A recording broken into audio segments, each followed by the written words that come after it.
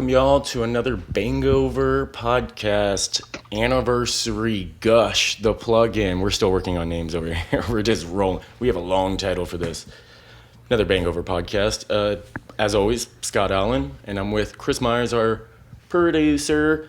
And then we have a special guest today, Justin McIrving, one of our really good friends. Hello, Justin. Howdy, howdy, howdy. And if it sounds weird at all, it's because Justin's calling in from pretty much a different part of Texas right now. Couldn't actually be here, but I think this could work. I think so. Yeah. So today, obviously, you clicked on the episode. You know exactly what we're doing. Devo. Are we not men? We are Devo. And we're just going to go through a brief history of how Devo even got to their very first album in 1978. Which makes it about, what's the math on that? Justin, what's the math? 40 years? 41. 41? Mm-hmm. God damn, that's a long time. It's like half of my life. All right, well, so we all know that, if you know a little brief history about Devo, that they all kind of met at Kent State University, and the story just kind of goes from there. Justin, how about you take us into it? Yeah, they formed up in Akron, Ohio in 73. Originally consisted of a whole bunch of brothers. So you had the brothers Marbra and the brothers Casel. God damn, those are hard names. Yeah, they really are. But so the original very first lineup started out like that. A bunch of those guys actually stayed on and went through the entire time. Bob Castle died in February 17th, 2014 at 61. He's the only member that is not with us any longer. Really just started out as like an art house band. You know, they were all of them artists, like you said, at Kent State in Akron, Ohio. And actually were very much inspired by the Kent State massacre back in then. When would that happen?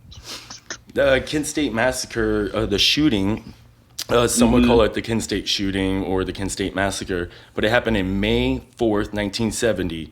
And for any of y'all that don't know what happened, it was a very tragic day. Protesters at the school were out and the National Guard fired on them. Over 67 rounds, and I believe 5 people were killed. Yeah, definitely 4 dead. Yeah. It's possible it could have been 5. And the craziest fact, too, is Mark and, what's his name? Glenn? Yeah. Gerald? Yeah. Mark and Gerald were actually at the event of the shooting, and a girl that was standing right next to Gerald got shot and died. Yes. Right next to him. That is fucking crazy. And then we get into this concept of where Devo comes from. Yeah, which stands for de-evolution. So they had the thought, really, we can get into that a little bit later on who actually came up with the thought for it.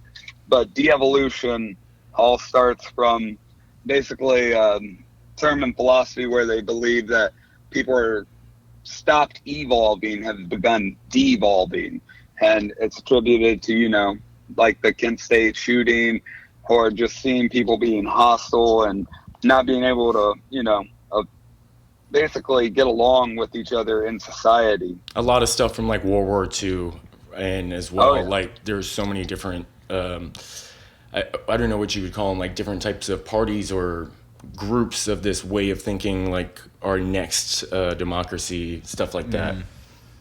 Yeah, and I mean, shoot, whenever they first were released, a lot of them have always backtracked now, and you have like Spin Magazine and Rolling Stone being like, Are We Not Men, one of the greatest albums ever recorded. But originally they were reviews like Devo is fascism and, just terrible, horrible things they're writing about these guys, which the entire concept is supposed to be the exact opposite of what they actually were writing in the reviews at the time. Right, like so weird that no one could understand them, right? Mm-hmm. This is a wacky fucking band, a wacky sound. They were going for some crazy shit, something new. Yeah, art house, man. Shoot, often duplicated but never replicated. That's for sure. Ooh, yeah.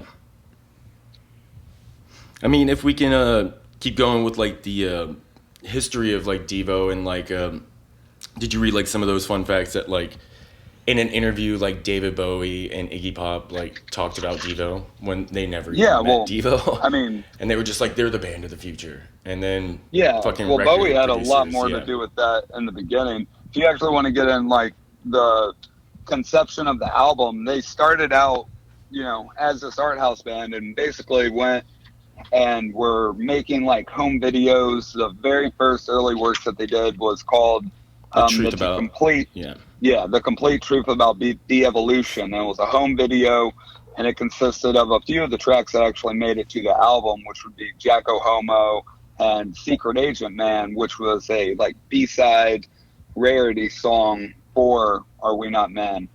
And they had a few singles beforehand, which were like Mongoloid, Jacko Homo, and all of those were kind of released under... In Satisfaction. The Stones cover? Yeah.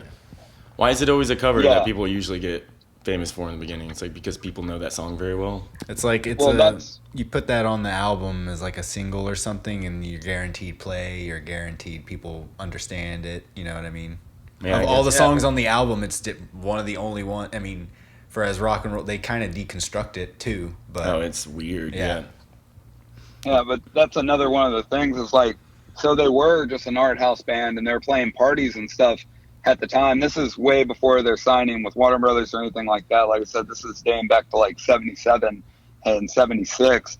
And they would go and play these shows where most of the songs they're playing are covers. So you have covers of, Are You Experienced, covers of Secret Agent Man. Satisfaction would be the one that transferred over to the album and the one they were most known for. But are those out they there? Started out as the Hendrix one? You can find all those. Cool.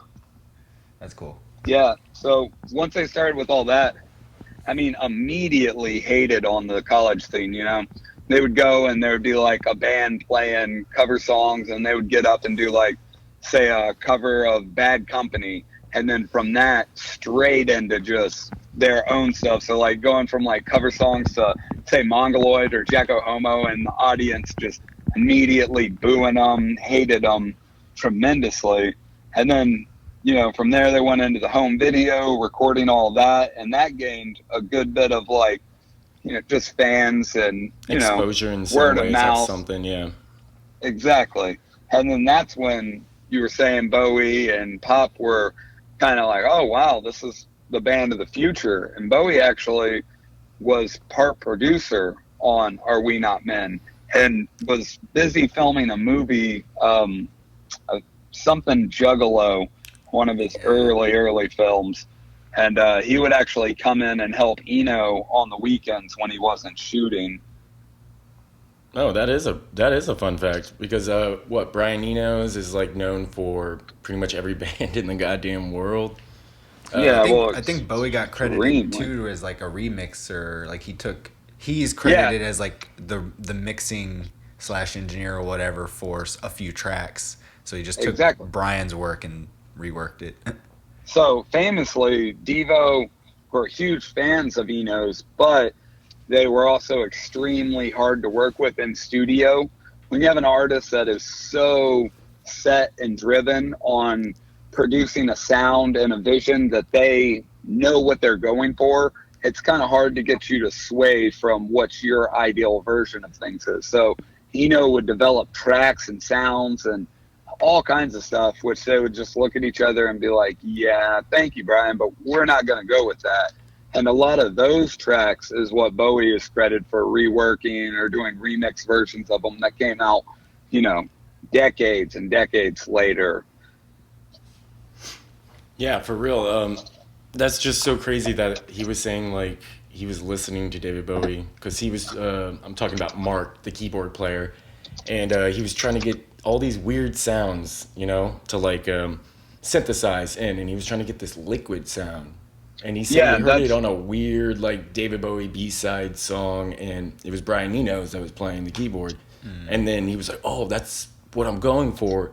And then in some weird way, shape, or form, like that whole David Bowie thing happened, and then Brian Eno's is like, I'll pay for the entire fucking album. Let's do it, And it's like, wow, that's just such a dream come true. Yeah. So close to home. Without a doubt.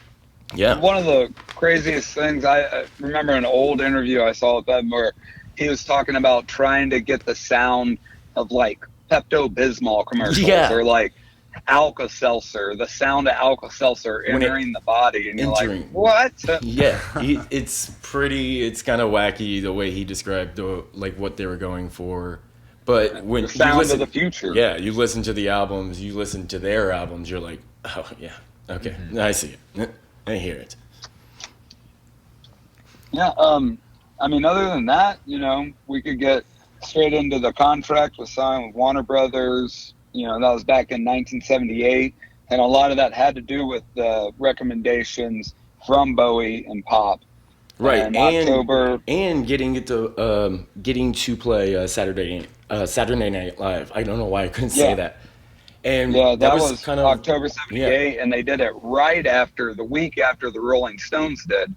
And famously, they came on and they played their version of Satisfaction, which got tons of acclaim and just people talking about them. It began the buzz of Devo. That's so punk rock too. To go in there and just kind of like, well, the point of Devo, like, because I'm sure a lot of people did not understand like what the fuck and who are these people.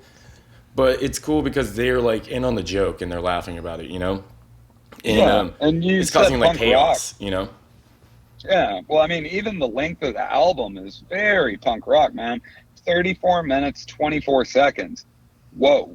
That is 11 songs. Super short. Yeah. Yep. Just fucking flying by. We've done previous episodes on albums that had 8 songs, 10 songs, and they were like fucking over an hour long. Mm-hmm. The Metallica one was like, oh my god, this we only picked 2 songs. I think there's only 9 tracks, and they were fucking. It was over an hour long. It's like, whoa, fuck.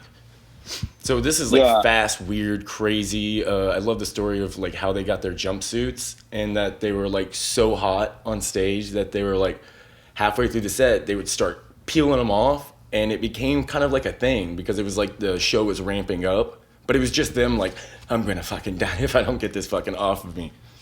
And we were talking about it, me and Chris, like videos that we've seen of them play live, and knowing that now you can kind of see them get stuck. Yeah, you know, like squirming on the ground, like trying to get it off and stuff. He's like fucking 1 foot up in the air hopping, and he's like trying to get it off his shoulder while he's singing. Yeah, that's so fucking hard. And so fucking cool. Without a doubt. Yeah. No, they had an iconic stage presence. Their shows were insane. I mean, and not just, the visuals, which were almost groundbreaking, to like the sounds that they were able to duplicate. I mean, Devo is an incredible band to watch live. And then, you go from all the visuals, and then, like I said, they started doing, home videos and were making music videos years before the conception of MTV. It was like MTV had to catch up to Devo, instead of the other way around, artists trying to catch up to music television. That's a good way of looking at it. Like Devo was like definitely on the cusp and like knew exactly what to do or where the future. MTV's almost ripping off Devo to stay relevant. Does it ever feel like Revenge of the Nerds is kind of like someone loved Devo and they're like, I'm gonna fucking write this movie, Revenge of the Nerds. You know what I mean? Like, because this is a band of like nerds, and they're like super smart. What are they like? Fucking, what were they going to school for? Like computer fucking design back in the 1970s or something crazy. I thought they were art students at the. They are. Oh right, yeah. All artists. That's why they're so hard to classify. Like in a genre, man. I mean, can you really even classify them? Well, you could say new wave and all these things, art punk. They would call them a joke new wave band. Punk, post punk. Yeah. I mean, they're just incredibly hard to classify. I'm curious on what really the only thing is just iTunes says. Like what does it say on iTunes? Like when it gives their genre. Yeah. Because I think Gore, it said comedy. Really? Yeah. And I was like, oh. But yeah, I'm sure Devo, it would be joke. Devo is classified as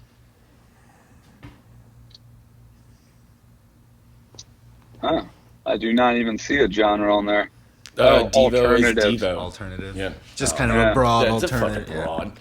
I've seen some bands actually be like their own. I think Primus, that was funny. It was like Primus and their genre was Primus. I think I've seen that before, which is kind of That'd make a lot of sense. But I mean, Primus definitely took a lot of influence from Devo. And you're talking about like the first like Moog synthesizers and really doing synthesized music, when a lot of people attribute that to an 80s phenomenon, and Devo was doing it in like the 70s, early 70s, formed 72, 73. There's a little dispute on that. What we were talking, me and Scott, about it earlier was like how the future sounds are the keyboard sounds, and everything else is like primal. Everything, there's guitars, there's bass, there's a acoustic kit. It's not a electric kit. There's, it's like real instruments creating this kind of future sound. Yeah. Mark Smothersberg was actually talking about when he was a kid, because he's classically trained to play piano, and he's talking about like, begging his parents to buy him this like $250 organ. So you back in the 50s, 60s, like that's a lot of money. Yeah. And they bought it for him, and he's learning and doing all this stuff, and then he sees the Beatles play Sullivan, and he's like, oh my God, this is it. This is what I want to do. And then he sees, backed by popular demand, the Beatles on Sullivan, and then he kind of has this epiphany. Oh, the Beatles don't have an organ player. They don't have a keyboardist. Like, his world crumbled. I chose the wrong instrument. Why didn't I pick up a guitar? Why didn't I pick up the drums? And then just basically having to alter his whole being and like his state of mind to like, well, this can, the Beatles use them on records. Like, why can't I? And just basically funneling his music through that, wanting to do like, the Beatles, very drums, guitar, bass centric music, but being trained and working with synthesizers and pianos, a lot of keys. Devo is a ton of keyboard work. And like, synthesizers, weird fucking wacky sounds. I don't even think they got a drummer until like 1974, when they actually found a drummer with an acoustic set. I think before it was like two guys in the back like doing fucking drum machines and programs and stuff to make these wacky weird beats.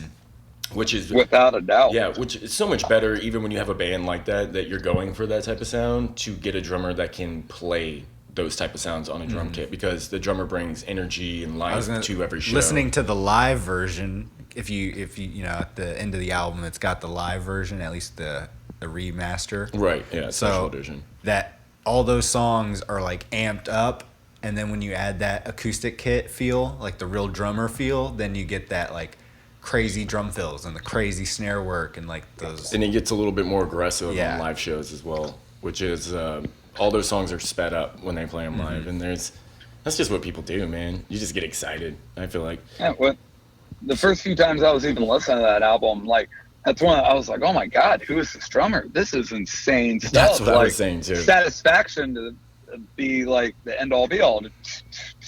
Like the way that drum beat is, you're like, wow, who's playing that? And then, you find out that they're being manipulated through computers, and you're like, oh, okay. Gotcha. Yeah, that makes a little bit more sense. But I'm sure he had like electric pieces on his set, because even though it's like 1970s, you'll be surprised by the kind of technology we had back then. We had like digital cameras at this point, you know what I mean? Yeah. There's no reason not to have like an electric drum set. I think the main pieces of his set though were like acoustic. Like at least the live footage I was seeing, was like a real hi-hat, real snare drum. Maybe I think later on, probably later on in their career, because like I know formally, like a new drummer is kind of like a thing that always gets replaced in a fucking band first, right? So like nowadays, like Josh Freese plays for him, and Josh Freese, if you don't know who fucking Josh Freese is, he's played for everyone, from pop stars to like Nine Inch Nails to fucking Devo. Oh, I guess dinner's ready. All right, well, with that little siren bell, let's get into another song. I was thinking Mongoloid. What do you guys think? Let's do it. Sounds good. Let's hit it.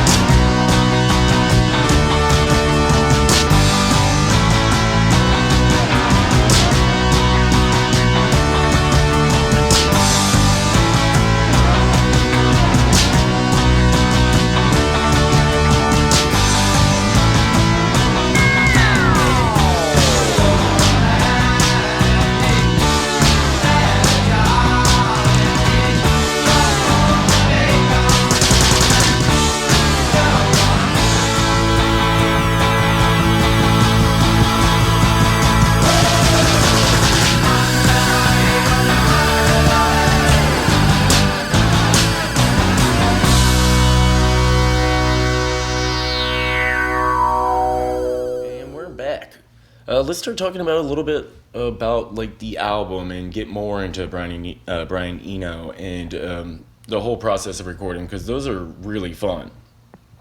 Yeah, so they signed the contract with Warner Brothers / Version, their European label, and went to record the album in 1977. And February, they recorded from October. Yeah, from October 77 through February 78. And most of it was recorded in Cologne, Germany, at Connie's Park Studio, which is known for a lot of industrial synth, like it's a lot of synth work. I was looking the guy up, that Connie Park. Yeah, Connie's like his nickname. All the things that have come out of his studio are just like really like synth heavy music, like just dance music kind of, you know what I mean? Like it's weird that they picked him for like what the album turned out. I believe it was Brian's idea to be like, hey, I have this studio that I would really love to go to. And the whole thing was just Brian seeing the band and was like, fucking, this is awesome. We have to go record right now. And they're like, we're not signed to a record label.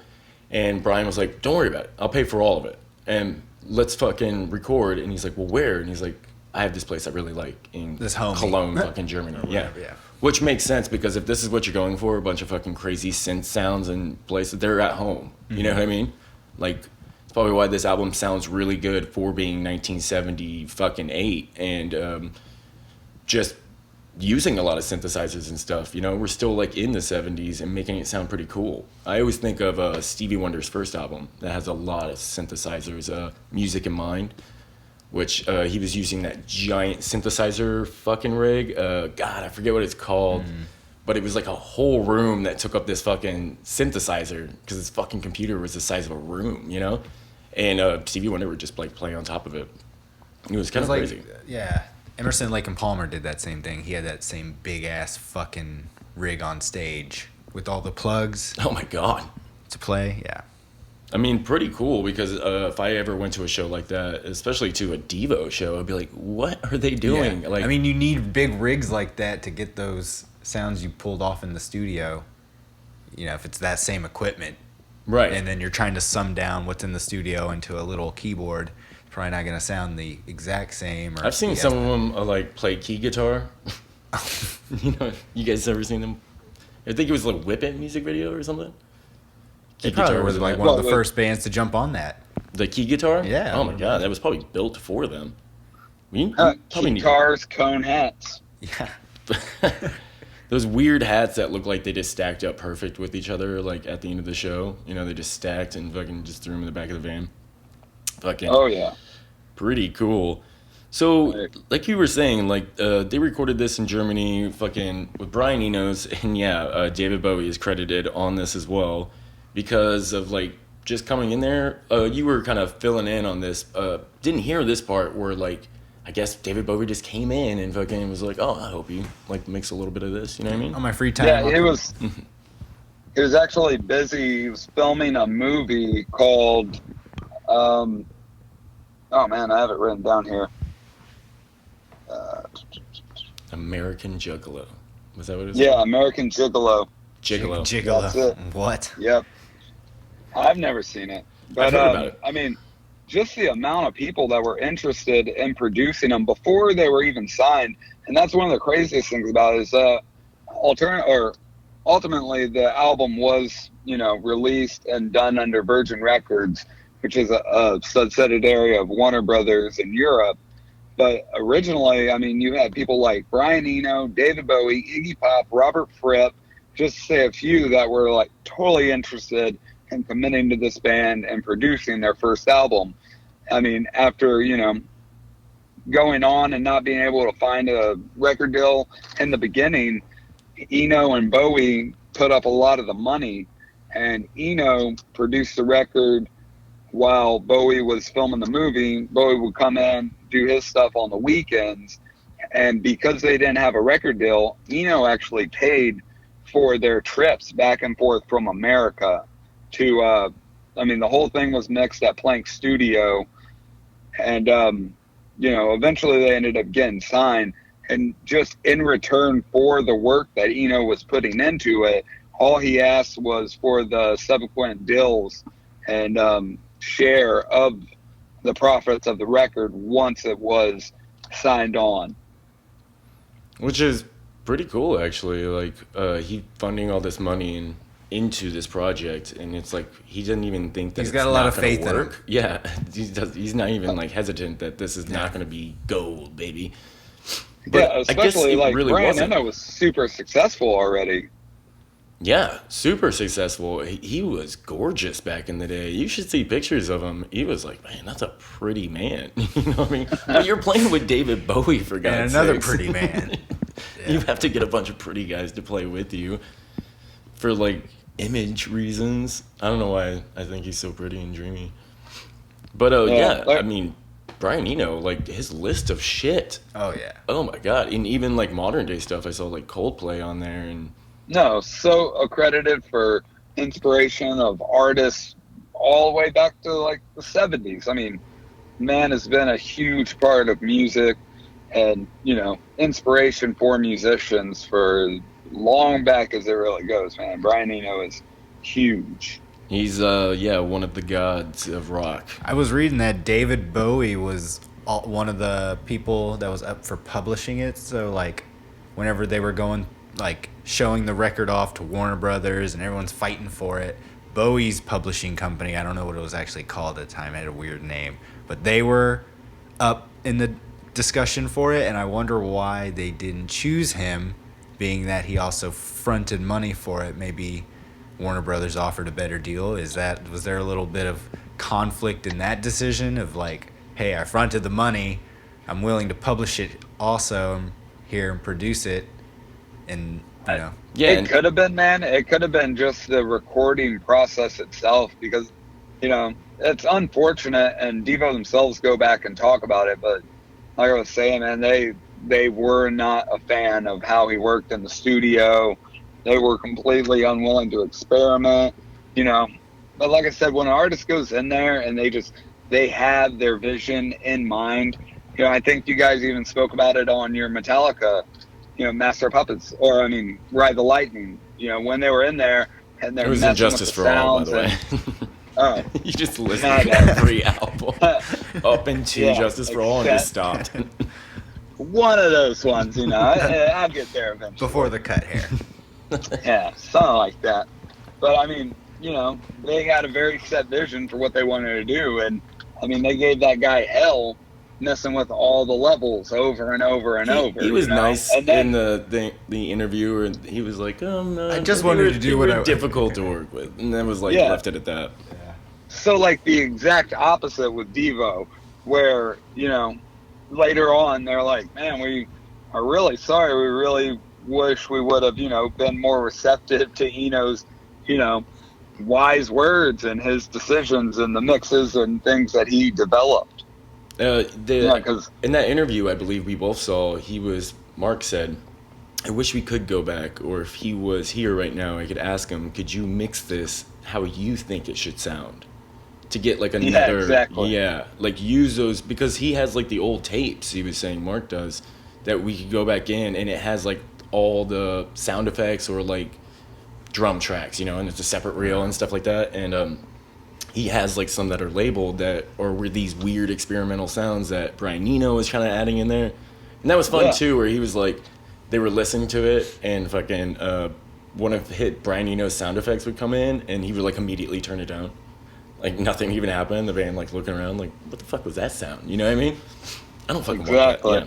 And like, he went in there and made synth parts and like all kinds of crazy sounds and stuff for every song on that album, and they ended up using maybe 3 or 4 of them. Yeah, that's pretty crazy too. I think there was what do you know exactly what songs that were kind of like Brian Eno's little samples that were? No, that was him just talking about them. David Bowie later went back and remixed them, and he included them on Space Junk, Shrivel Up, and those had Eno's production impact on them. But as far as specific tracks, that they actually used them for. I'm not sure of the exact ones. But you can it's go probably back more of the and B-side listen. tracks that they finally got in there, you know what I mean? Yeah. They're not going to You can touch tell there's a Uncontrollable huge Urge. difference. No, but like their main real stay that launched them out as far as original songs was Jacko Homo. I mean, that's really, where they, like, that lays out the entire philosophy for Devo in that song. And if you go back and watch the video that they made for the original Complete Truth About De-Evolution, if you listen to that track version of it compared to the one that actually ends up being on Are We Not Men, there's a world of difference. It's so much more listener friendly. It's more popped up, just the rhythmics in it and the way they're singing off of each other, especially when they're doing the whole "Are we not men? We are Devo." It gets stuck in my head all the time. Just walking around. Yeah, Just we must be Devo. It's so catchy, so amazing. And crazy thought ideas for these songs. They were really. This is a very political. I would say kind of political. I don't know if political would be the right word, but there was a lot of. It has a message. Political commentary for sure. Yeah. Thinking Man's Band. Yeah, there wasn't. They weren't just singing about like crazy wacky shit. It was actually well thought out. Even though their music sounds crazy wacky, it's like you don't even have to sing about anything. You just sound like just say butts or something dumb. You know what I mean? Yeah, without a doubt. And like the way I even discovered Devo was through, the EA game Skate. Other than just knowing Whip It Is that how from you, Chris? Yeah, that was back in the day. That was one of the first, like, hearing that song just over and over because there's only like 30 songs or something in the game. Yeah. So that one, Gut feeling, man. yeah, that shit was awesome. And this is from the game yeah. Skate. Yeah, And like this is 2007. Oh wow. Yeah. Yeah, and I guess there's never too late to get into a band. You know what I mean? Because I believe it was. Doubt. It was you guys that, especially you, Justin, that like kind of had those Devo albums. So I got to listen to it. We all knew the songs, we all knew Whip It, but like didn't really have an album to listen to. And then these first songs are super punk rock, Bounded. Oh yeah, from Gut Feeling to Slap Your Mammy. Yeah. And just hearing on Skate, like Chris was saying, over and over, I was like, man, I have to buy this album. And went out, picked it up, man, and just, oh shit, start to finish, an immediate classic in my book, man. And, just wearing that thing out. Fun fact, I actually borrowed this album from you like 5 years ago and I never returned it. It's in my CD case right now. You sure? I think it's up on the shelf there, buddy. I'll have to double check. I don't know if I gave it back to you, but I did. I remember, I moved or something and I had it, and I just kept forgetting to give it back to you, and I had it for Honestly, years. I don't know if that's so much of a fun fact as it is Stealing. Oh, hey, by the way, yeah, I done jacked you. Just letting you know. That's why I listen to this album so much. I have a CD player in my car. Listen to And I just drop it in. Yeah, it's before like he'll be coming back for it someday. Yeah, I think it was in my Pontiac because I didn't have like something to hook in an iPod, so I had to listen to CDs, and this is great to have. Wearing them out. Yeah, for sure. Well, actual fun fact would be the phrase "Are we not men?" is from the movie or from the book by H.G. Wells, The Island of Dr. Moreau. Yeah, that was a pretty fun fact. I was like, oh, they're nerds. They read. That makes sense. They read. So, how did this album, what would you say, people like Spin Magazine, Rolling Stones, how did people review this album? How was it, taken? Because I think it did really well in Europe, but mixed, I think, at the beginning, but then just like a cult classic sort of post type of a thing. Yeah, probably selling that album a lot more today than they were back then, for sure. Yeah, without it, they were pretty damn harsh. If you go back and read some of those early ones, especially Rolling Stones was pretty harsh, man, to say the least. Pretty? They didn't have to be that mean to Devo. Damn, what does man do to you? How did what was it like? Everyone gives it like a stars rating when you look at it on the page, Like, this is what its overall review. And, dude, this is kind of like, again, this is one of those bands that are kind of weird. And not a lot unless you go to those interviews. Well, it's like it's ahead been of it. said about It's this ahead band, of its you know what I time. mean? So like, you know, even the Wikipedia page is just like no discography on it. Yeah. You know what I mean? And it pours on a lot about a story, more so than these like details, fun facts, and then albums and getting to the albums. It's more like all encompass. That's how it kind of feels when I was researching this. They're just, it's kind of weird, and whoever wrote this is a fucking wacko. No.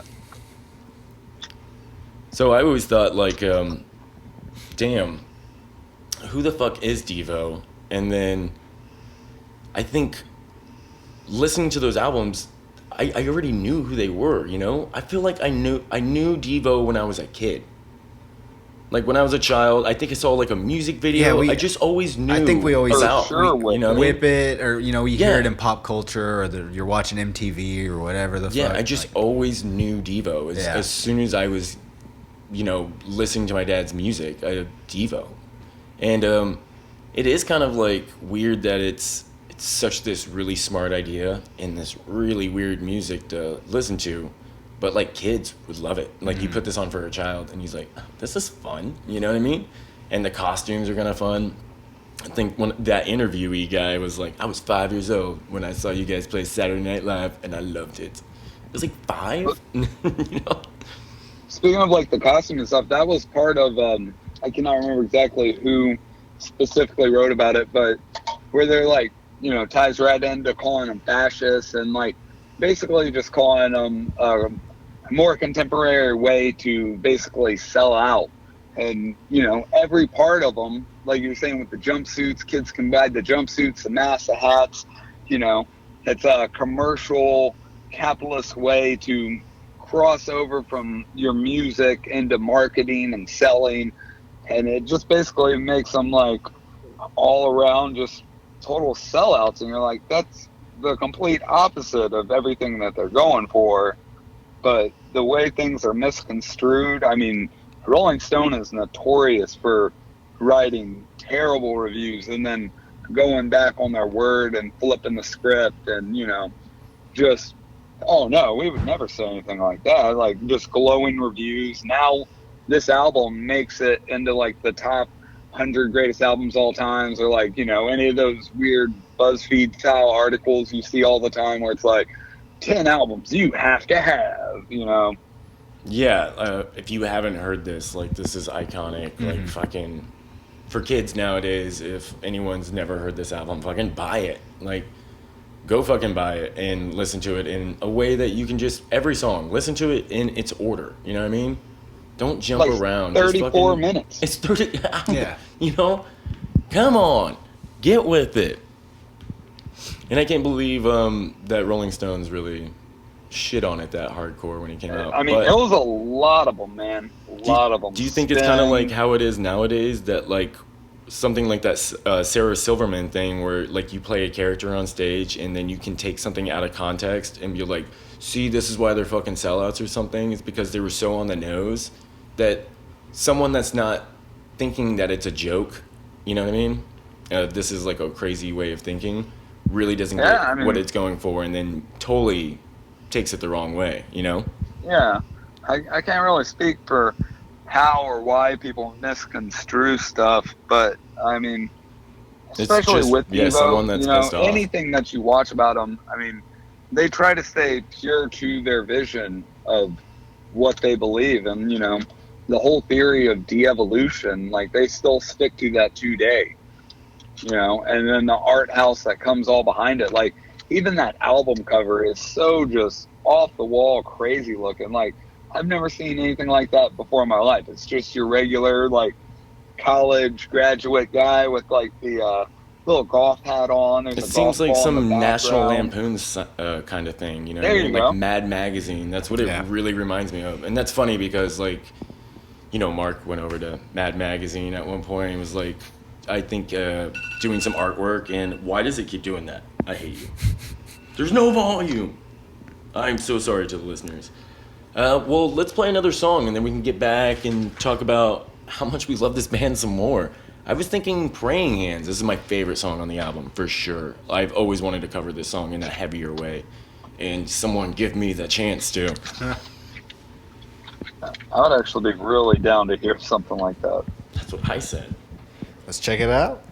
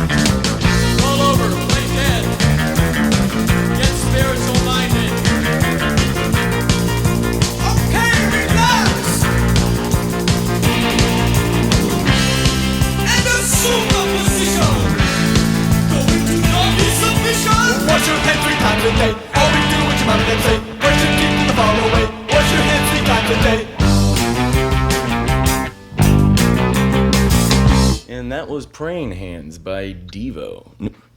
Fucking favorite song by them ever, I think. I don't know. I just love that.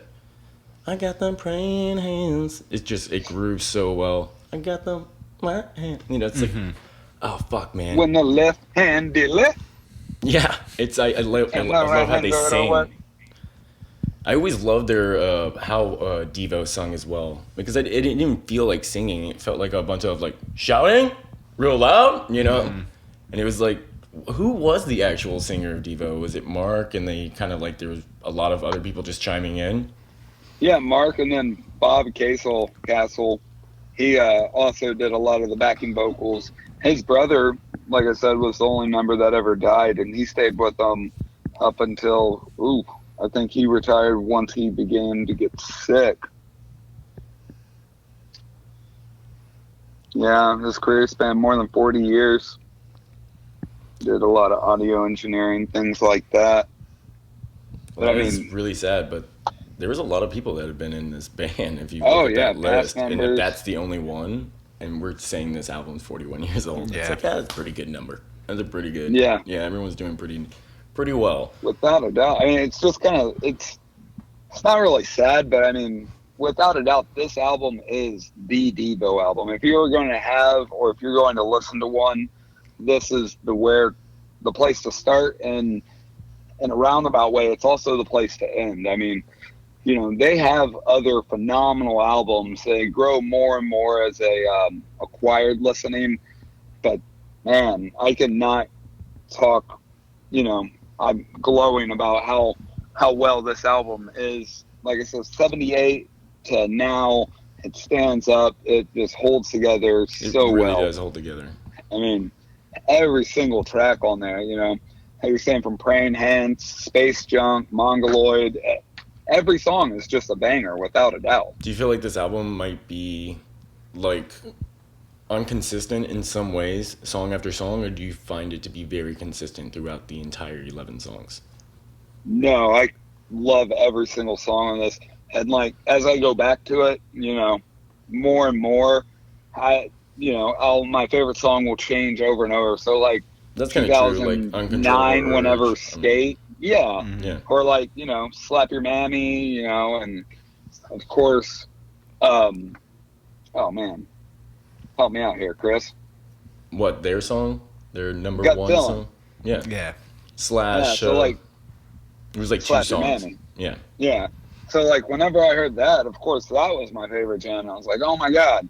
Bought the album, and then Uncontrollable Urge is just one of those albums where, like, as you go through your life and listen to, you know, continue to listen to it, other songs become more meaningful, or you get more out of other things.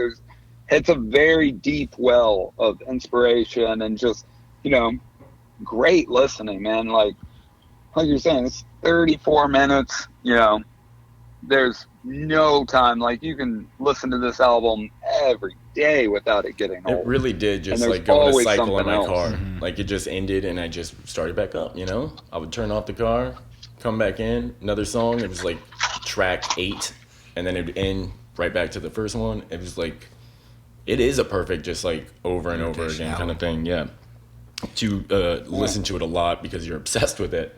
Something that I learned about in the research was about the cover, the iconic cover, on how it was like based on this golfer's promo image, and then they were like, there was some legal dispute about as far as like the record label wanting to use it because it was like really? Yeah, it was like a golfer's image, this famous golfer, and so what they did was Mark came back to the designer with this picture he had found in a magazine of all these presidents smashed together.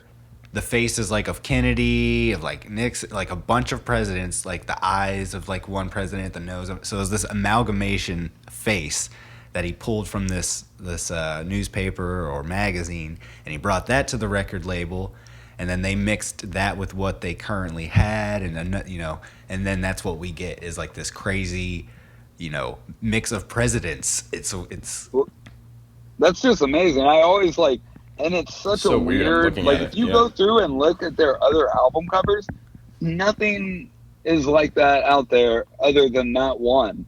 And I always had questions about why that album cover was chosen.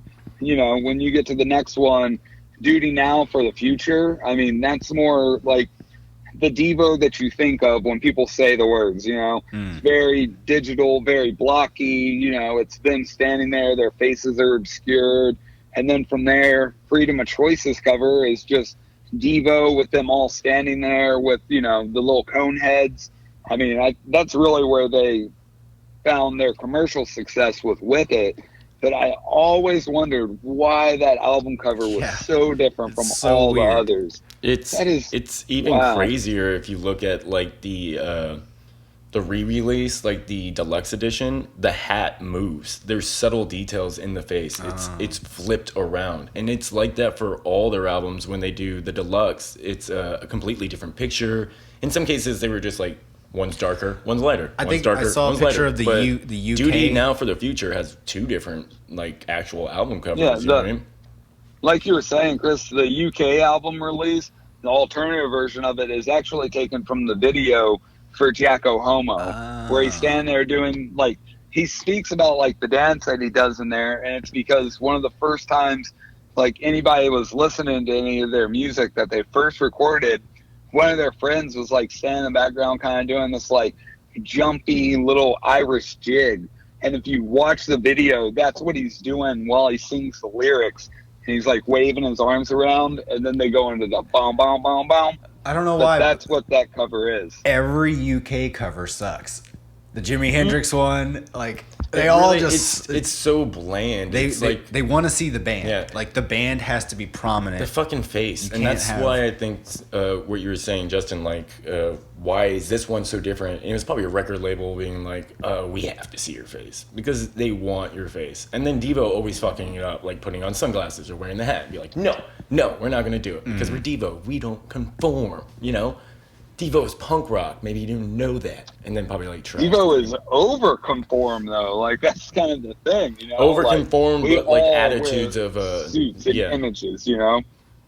True, but still true. like roundabout and like they do it in like it's almost very tongue in cheek because they are being like very fascist and you know uniform and this is de-evolution, but the message of de-evolution is very punk rock and it's anti de-evolution. They're speaking out, trying to get people's attention to, you know, fight against what the culture is pushing you towards, pushing you from being good little businessmen in suits and ties and everybody wearing the uniform to being, you know, individuals and doing the things that you want to do and, you know, trying to be as far away from, you know, what their original inspiration was. And like you were saying with the shooting at Kent State, you know, like humanity's ugliness and not being able to get along with your fellow man or, you know, refusing to work or make deals. And like, when you really think about it, a lot of this album's subject content is so relevant with today's political climate. Yeah, that's and, you know, a lot of things that are going on now, it's a very, very like deep well of ideas that this album really touches on, and they just continue, sad but true, that they stay so relevant, you know. And the Devo resurgence happened not too long ago in like 2009. They re-recorded and they remixed and re-released the entire album, and they went on like a back-to-back world tour doing this album and also Freedom of Choice. I believe those were the two that they played. And that, man, if you haven't watched the concert video, I believe it's somewhere out there on YouTube. If you watch that, it's 2 hours. They're spot on. Jesus. Oh, that is incredible. Fucking thousands of people will probably be watching. Yeah, the one I saw was recorded in, like, I want to say Tokyo, but just like those old miles of people. Yeah, like Live Aid or, you know, that's what, like yeah, that, that's what it kind of looks like, arena. Yeah, just incredible amounts of people. And like, even speaking about that, like you see that rarer and rarer today because of the unfortunate, you know, actions of a few, with going right back into Devo with the live and mass shootings, and, you know, things like that just really shouldn't continue to be happening, but unfortunately they are. And it's good to be able to, you know, pick up something that was made in 1978 and feel a relation and a correlation to what's currently going on in your world. And I think that's really where, you know, my heartstrings get pulled, and like the love for Devo just keeps going. Yeah, and that is, I love we were talking about like, what do you call Devo? And to simplify it, I think someone said it's futuristic music for cavemen. Yeah. And that's just like how you summed it up right there, Justin. Definitely, really, it's pretty much why we're doing this episode. It's exactly why we're doing this episode, because even if this was just like a really good album, but we didn't care about that band too much, we might have just passed it up. But we love Devo, and we'll continue to love Devo. And I'm just so excited to finally start diving into more of their albums, you know? I've been saving some of them because just, you know, you forget there's so much music out there, but just to listen to their other albums like I've been listening to this one, you know, for so long. Like I said, it's the one, man. I mean, they have other really great works. Even their newer ones, the Something Else for Everybody. I mean, that's great, you know. Oh, no, it's Devo. When were those recorded? Traditionalist. Something for Everybody. 2010. God damn. Yeah. Yeah. And then backtracking from there, you had Oh No, It's Devo. And that was recorded in, '82. Well, goddamn, they can come out with another album. Yeah. Today, Wait, come on. Do you know when they were inducted into the Rock and Roll? Was that all the original members performing on stage? What was that? When they got inducted to the Rock and Roll Hall of Fame, because I think I remember watching that happen. I think Trent Reznor, inducted them. Somebody, that makes sense. Or somebody in the electronic field, maybe. Yeah. But I think they had all the original members. I think they all, or at least the ones that were alive, and I think they performed. Yeah. Well, I mean, the original members really didn't make it that far. With the four brothers, like I said, it all started with the brothers, the brothers Mabra and the brothers Kasel, So those guys really weren't the founding official members. They did a lot of the very first recordings. They did the video, and then, like you said, with the inclusion of live acoustic drummers. And there was also Bob Lewis, who sued the band in 1978. And Lewis claimed and subsequently proved that he was the developer for the theory of de-evolution. That's what they argued about. Yeah. Oh my gosh. Yeah, and he's credited on the video as the creator. And actually, the band settled out of court for an undisclosed amount, of course. But, And this is when they're getting going. Just really taking one in the gut. It's like people coming out of the woodwork. Hey, I did that for you. You remember that. And that kind of happened to Devo, after a while, making these albums in that time frame. Record labels still fucking with them. They would come in and be like, just making sure you guys are going to do another whip it. Just got to get that another whip it to hit the top of the tracks one more time. And Devo wasn't that band that just sold singles and one-off songs and hit the top of the tracks. Well, it's also such underground, a weird thing. I mean? Yeah, they're so underground and just kind of want to stay there. And that's probably why they hung it up there for a second. Consider Whip It as commercial music? I mean, in some ways it is a little simple. It's a little bit simpler than some of their other stuff where they add in a lot of wacky. This is more cut and dry, like a song. First chorus, verse, you know what I mean? And that's kind of what it is. It's the one song that kind of blew them up, and that was off their third album. It was definitely their one huge commercial success, but I feel more like the time of '84 is kind of geared up and headed towards something like that. And if there was any other time and place, I really doubt that song would be a commercial hit, That's true.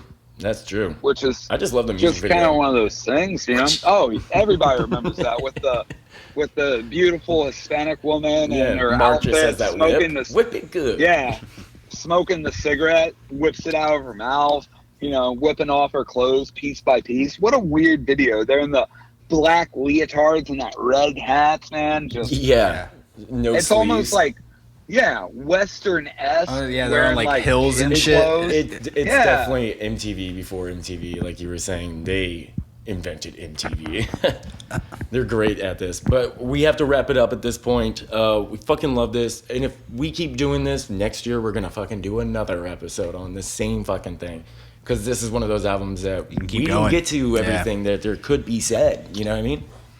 Oh, no. We go on for days with this. Yeah. And again, Justin, thank you for coming. I know this is more you're probably going to thank us for having you do this, but it's more you love it so much, and that's what this is all about, is someone talking about it in a way that they really, truly love it. And someone else maybe listening to this and feeling that same way that you do, and that's the point of this. So good. Well, yeah. Well, thank you both for having me on, and like I said, I've talked Devo for days. I appreciate y'all putting up with me for the time. Oh yeah. Dude, it's been a fucking pleasure. To another episode. Yeah. And remember, y'all, follow us on Instagram, all the media platforms to see what we're doing. We have so many episodes stacked up. Go back. We got some shit you can listen to for some days, For sure. So I think we're going to end out on a song, right? Oh, yeah. What were we going to do? There were so many songs, and we were kind of in an argument, me and Chris there.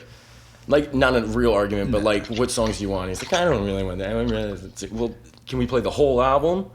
So we're going to do Sloppy. Yeah, I really like the drums on this one. It's really kick ass. I saw my baby getting It's it. a killer. All right. Well, thank you, Justin, again. And thanks to everyone that was listening. For sure. Absolutely. Are we not men? We are Devo. Are we not men? We are Devo. Y'all take care.